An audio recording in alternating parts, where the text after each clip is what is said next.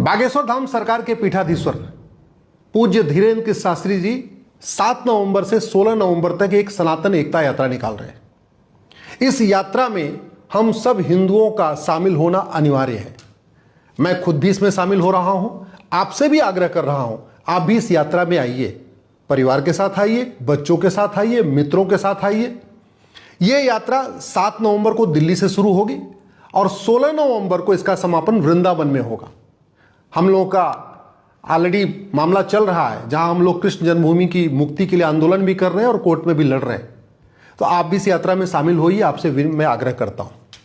इस यात्रा का उद्देश्य भारत को विश्व गुरु बनाना है। इस यात्रा का उद्देश्य राम राज्य स्थापित करना है।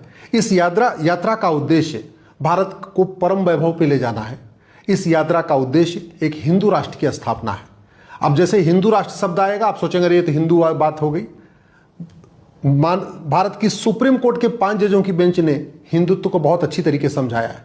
हिंदू राष्ट्र का मतलब होता है सबल भारत, साक्षर भारत, संपन्न भारत, स्वाभिमानी भारत, समावेशी भारत, समग्र भारत, शाश्वत भारत। हिंदू राष्ट्र का मतलब है जातिवाद मुक्त भारत, भाषावाद मुक्त भारत, क्षेत्रवाद मुक्त भारत, पंथवाद मुक्त भारत। हिंदू राष्ट्र का मतलब है मजहबी उन्माद मुक्त भारत। हिंदुत्व का मतलब ही होता है वसुधैव कुटुंबकम नारी तो नारायणी यत नारस्तु पूज्यते रमन्ते तत्र देवता। हिंदुत्व हमें सर्वमंगल मांगल्य शिवे सर्वा साधिके सिखाता है, सर्वे भवन्तु सुखिनः सिखाता है। इसलिए सनातन एकता यात्रा, सनातन हिंदू एकता यात्रा का मतलब आप अच्छी तरीके से पहले समझ लीजिए और समझने के बाद इसमें आइए जरूर। भारत में अनेक समस्याएं चल रही हैं, उन सभी समस्याओं का समाधान तभी हो सकता है जब हम सब लोग मिल के एक आवाज में अपनी बात रखें। भारत में घूसखोरी है, कमीशनखोरी है, जमाखोरी है, मिलावटखोरी है, कालाबाजारी है, नशा तस्करी है, मानव तस्करी है। भारत में लव जिहाद है, लैंड जिहाद है, धर्मांतरण है, घुसपैठ है। भारत में भ्रष्टाचार है।